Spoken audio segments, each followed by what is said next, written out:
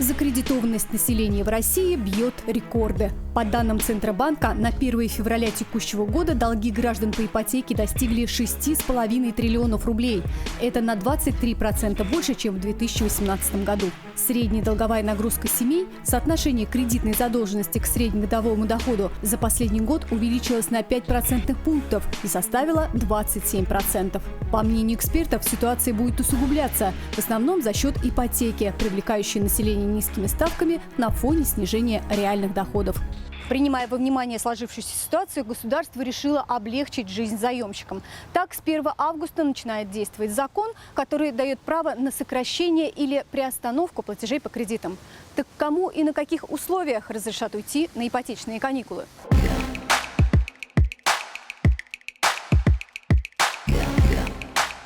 1 мая 2019 года у нас принят закон 76 ФЗ, который внес изменения в ряд законодательных актов, связанных с кредитованием. И вступает он у нас в силу с 1 августа 2019 года и начнет распространять свое действие на кредитные договоры, заключенные после этого периода. В рамках данных изменений заемщик получил право требовать предоставления ему ипотечных каникул. Теперь заемщик, оказавшийся в сложной жизненной ситуации, может получить возможность полного или частичного освобождения от уплаты и процентов и тела по кредиту на срок до 6 месяцев.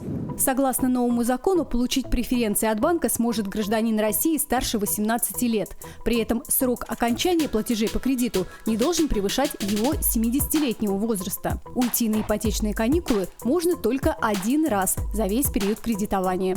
От начала действия кредитного договора до подачи заявления о приостановлении платежей должно пройти не меньше 3 месяцев.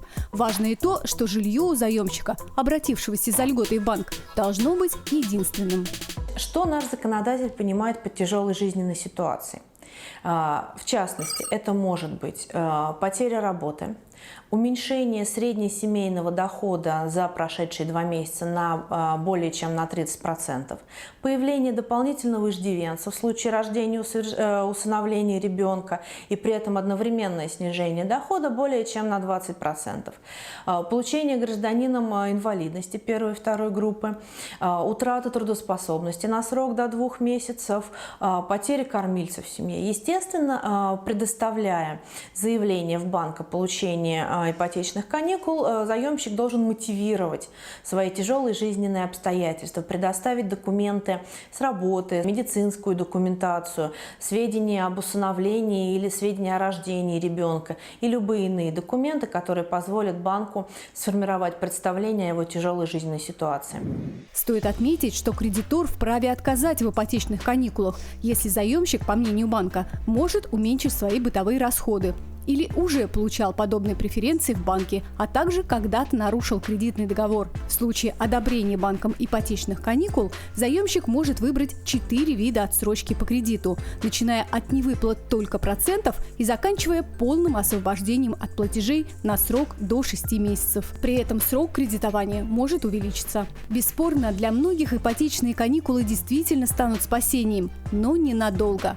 Платить по долгам все же придется, поэтому перед тем, как подписать ипотечный договор, проанализируйте свои возможности на несколько лет вперед, взвесьте все «за» и «против», а лучше посоветуйтесь с независимыми специалистами и только после этого отправляйтесь в банк.